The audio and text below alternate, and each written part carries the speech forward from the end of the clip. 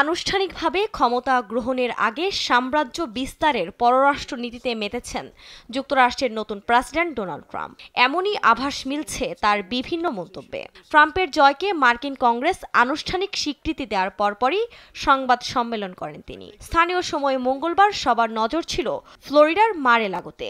শপথের আগেই বিশ্ব নিয়ে নিজের চিন্তা তুলে ধরেন ট্রাম্প। এ সময় সাংবাদিকদের নানা প্রশ্নের উত্তর দেন তিনি।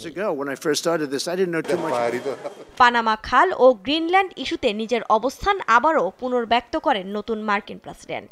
সামরিক শক্তি ব্যবহার করে ভূখণ্ড দুটি দখলের চিন্তা আছে কিনা সাংবাদিকের এমন প্রশ্নের জবাবে তিনি বলেন, পানামা খাল নিয়ন্ত্রণে নিতে প্রয়োজনে শক্তি প্রয়োগ করা হবে।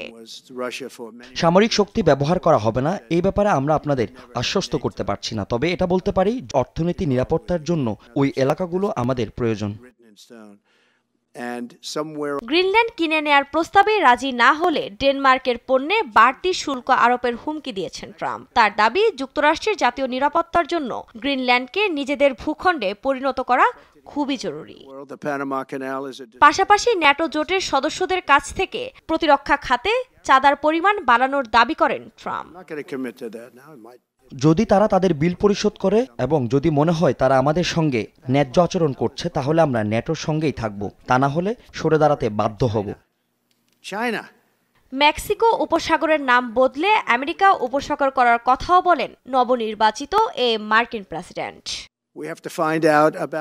আমরা মেক্সিকান উপসাগরের নাম পরিবর্তন করে আমেরিকান উপসাগর করতে যাচ্ছি, যেখানে একটি সুন্দর বলয় রয়েছে। অনেকগুলো অঞ্চলকে ছুঁয়ে থাকা এই উপসাগরের উপযুক্ত নাম আমেরিকান উপসাগর। সম্মেলনে সিরিয়ায় মার্কিন সেনাদের ভবিষ্যৎ নিয়ে প্রশ্নে রহস্যজনক উত্তর দেন ট্রাম্প। তবে জিম্মি মুক্তির বিষয়ে জোরালো হুমকি দিয়েছেন তিনি। বলেন, 20 জানুয়ারির মধ্যে হামাস জিম্মিদের মুক্তি না দিলে মধ্যপ্রাচ্যে নরকের আগুন লেগে যাবে।